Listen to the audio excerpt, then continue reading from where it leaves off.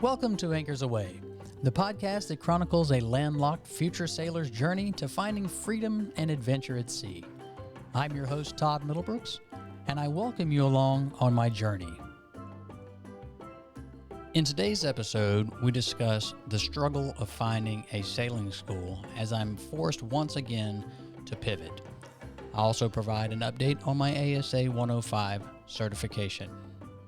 All in today's episode, so stick around.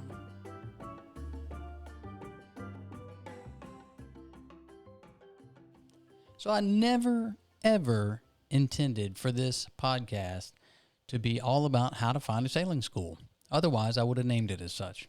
However, that seems to be the biggest issue that I've had thus far. I have started on the ASA 105 certification online, thankfully, to keep me kind of engaged with my sailing education. But as far as finding a sailing school, that has been quite difficult. So in the last episode, I'd all but decided on Emerald Coast Sailing in Florida. However, once I got ready to book that course or those courses, I realized that those dates that I had requested for fall break were taken. They had availability starting 2 weeks later, but that didn't do me any good. So the search was on to find yet another available sailing school. At this point, I had built some criteria around what I was looking for. I preferred driving distance so that we didn't have to fly.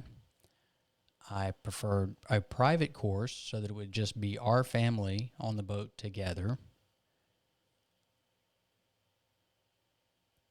And I preferred the ability to certify my wife and myself while two of my three boys rode along during the courses. So I put out information, I put out feelers. So I sent out email requests to a couple of other schools, Sailing Florida down in St. Petersburg, Myrtle Beach Sailing School in South Carolina, and Charleston Sailing School in Charleston, South Carolina.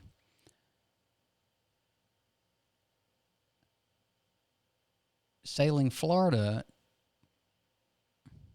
I was not as impressed with the response from Sailing Florida, as they stated that we would need a private charter, which was fine, but the ASA did not allow ride-along for non-certifying sailors. So basically, unless we did a private charter, the boys couldn't ride along. The way they made it sound is that they couldn't ride along regardless if we were getting certified. So, plus they were the furthest to travel, so I kind of wrote them off anyway. So that left Myrtle Beach and Charleston. Well, Myrtle Beach didn't reply via email, but they had a text number that I could send a message to. And I did receive a response, I guess within about a day or two, stating that they were out of town and they would need to get back to me once they checked their calendar for availability, and I never heard back. I did ultimately hear from, I tried to submit the contact form for Charleston Sailing School, and the first time it didn't work, so I sent an email. I did not hear a reply from that email, so I submitted the web form yet again and did get a response. Very, very nice guy, Captain Will, responded with a lot of information, sounded very personable. At the same time, he called and left me a voicemail. This was the first sailing school that I've looked at recently that actually called me back and said, hey, if we get on the phone together, it'll be easier to look at calendar dates and work out our schedules, which I thought that was great. So I did ultimately call him back, kind of give him a rundown of what we were looking for. Most likely the ASA 101, 103 courses in a combo format, preferably live aboard, private. And the great thing is he offered all of that, and he had availability for the dates that we were looking for.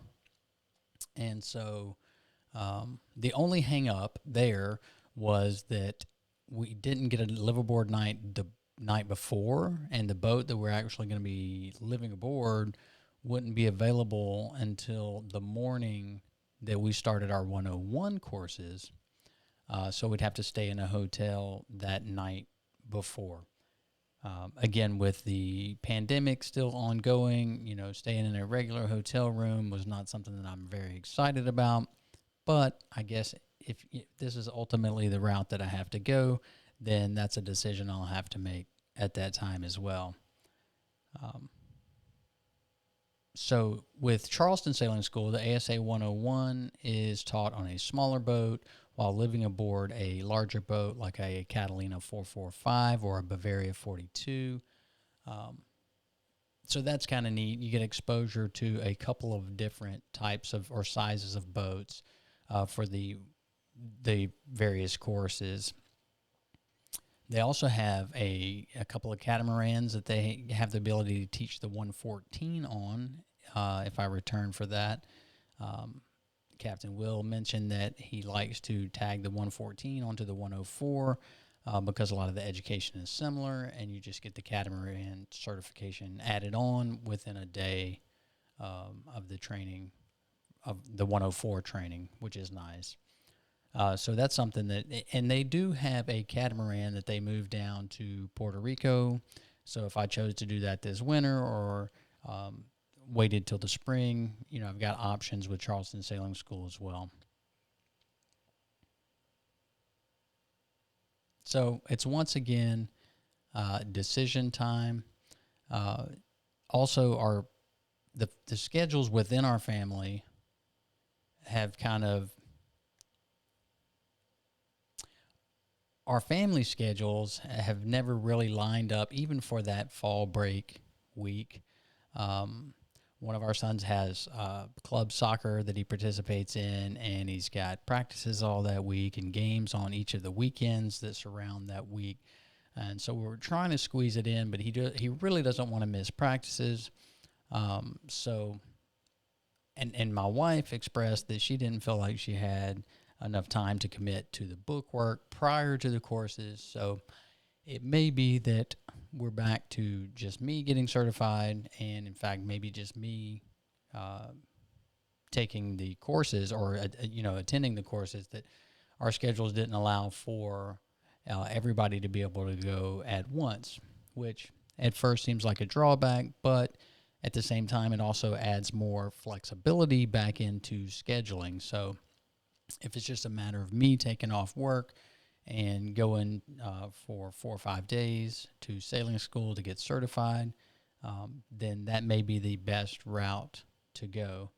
So I did follow up with Captain Will at Charleston Sailing School and provided that information to him, and then he got back with me with a little more flexible dates as far as when certain boats were available, when certain courses were available. The only downside, I guess, is that it's no longer a private course. The 101 and 103 courses do allow for up to 4 students during the day sailing portion, and at night or on the liveaboard portion, you have a private cabin, but you could share a boat with up to 1 other student. So again, with the COVID-19 still going on, it's a lot to think about and a lot to consider. Just being exposed to other people, which sounds crazy, but it's unfortunately the world that we live in now. So that's where I'm at as far as picking and booking a sailing school. And now on to ASA 105 updates.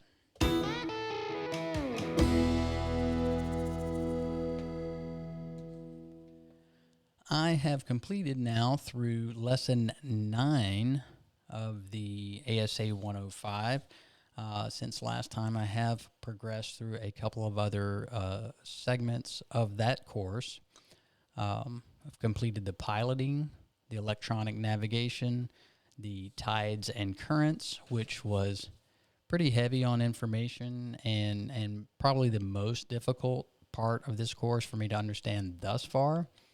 Then came navigation in current, which was actually a good bit easier than the tides and currents, and was a little more, applicable to actually, what navigation is like while you're sailing. So that was great. So I have 2 lessons remaining. The rules of the road, which is lesson 10, and then lesson 11, which is navigation planning and practice, which should also be pretty exciting.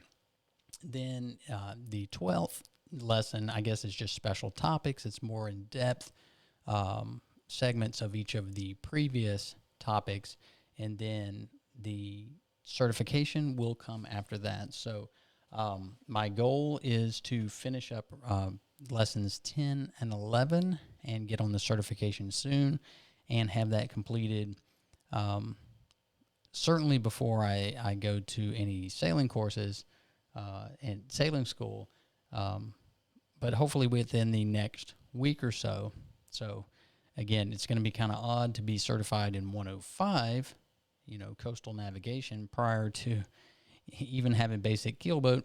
But I think it's going to give me a leg up, especially in the 103 and 104 courses that involve charting, routing, planning, navigation, things like that. I think it'll make life a lot easier for those portions and those tests that are involved in those courses. So that's where I'm at as far as the ASA 105, and hopefully I'll be able to nail down sailing school and get that booked soon, so we're not just stuck in episodes of sailing school decision making. So